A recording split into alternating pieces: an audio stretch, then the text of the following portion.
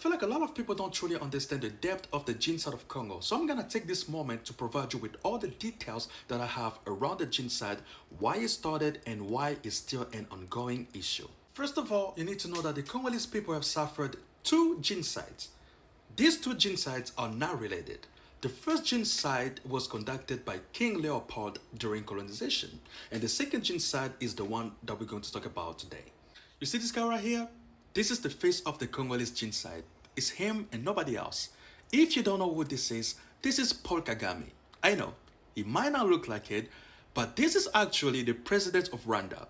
You might wonder, but how did such a weasel become president of a nation? I ask myself the same question every day, but unlike you, I know how. You see, Paul Kagame was one of the leaders of a rebellious group of Tutsis, okay? The Tutsis are the light skin of Rwanda, opposed to the Hutus, who are the dark skin of Rwanda. Their conflict started after colonization, okay?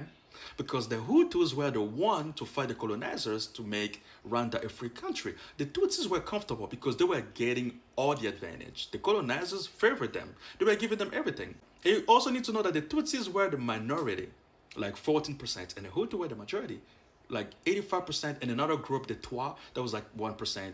I think they got wiped out. So the Hutu, the dark skin, they kicked out the colonizers. The colonizer left. And the Hutu, they were like, well, you were favored, you gotta go too. So the Tutsis, they left. They went to the south. They went to a different country, Burundi. So the Tutsis went there and they made like an alliance and they came back to attack the Hutu. And the president of Rwanda back then, Juvenal or something, I always forget his name. He was dark skinned. He was like, you know what? Let's sign a ceasefire. Okay, we are all from Rwanda. Let's live in peace. And they did that. That was a terrible idea, if you ask me, because shortly after he got assassinated, the airplane that he was on got taken down, right? So everybody on the airplane was gone. That includes another person who was also important, but I don't care about him.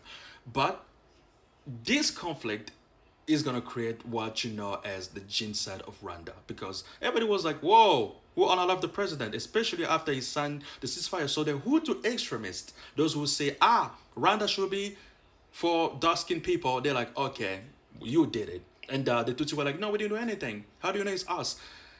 If you ask me, personally, I'm gonna be honest with you. I think Paul Kagame did it. So the Hutus, they were like, oh, you unalived our leader. Someone who helped you, betrayal. And that's how it started. So the Hutus, the next day, after the president got eliminated, the next day, they started a genocide on the Tutsis. That's how it started. That's how everything started in Rwanda.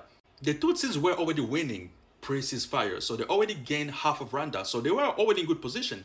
And even though they lost almost 1 million of, innocent Tutsis with nothing to do with this, the rebels, they were already in place. So it was easy for them to kick out the Hutus. And that's how they won Rwanda. They kicked out the Hutus. And do you know where the Hutus extremists went? They went to Congo, because Congo and Rwanda share a border. They went to Congo. And that's how Congo got introduced to their business. And this is where the suffering of Congolese people starts, exactly at this very moment, because back then the president of Congo, which was known as Zaire, was Mobutu. Mobutu was a dictator. Mobutu was not playing games. Mobutu told them, it's like, listen, these people are already in my country. We're gonna treat them like guests.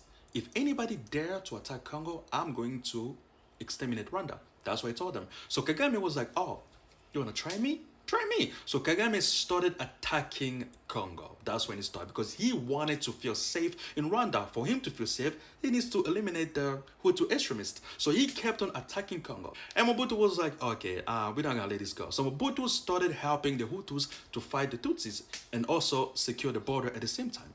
And this conflict went on for years until Mobutu was too old and weak to defend the Hutus in Congo. And what happened is that Rwanda, Burundi, and Uganda, they made an alliance and they kind of used a Congolese rebel who was already trained to gain power. They just used them. They gave him the troops that he needed to attack and overthrow Mobutu. And that's what he did. He won and he became the new president of Congo. So the new president, Desire Kabila, he came with a whole bunch of rebels from Rwanda, Uganda, Burundi. And he had no choice but to give them power in Congo because they helped him ascend to power. But Kabila couldn't live with it. He couldn't betray Congo, so he fired him. He fired him and he told him, take every single person who's not Congolese and get out. And that's what they did. They left. Where did they go? Back to Rwanda to cry to Paul Kagame.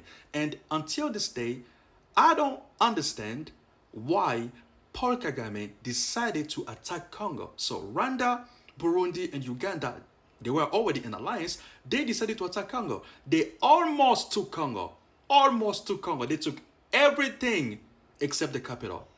And that's when Kabila made an alliance with Angola, Zimbabwe, and Zambia, and they fought them back and they kicked them out, and they never been able to come back in Congo ever since. And they assassinated Kabila shortly after. They used one of his guards and they assassinated him.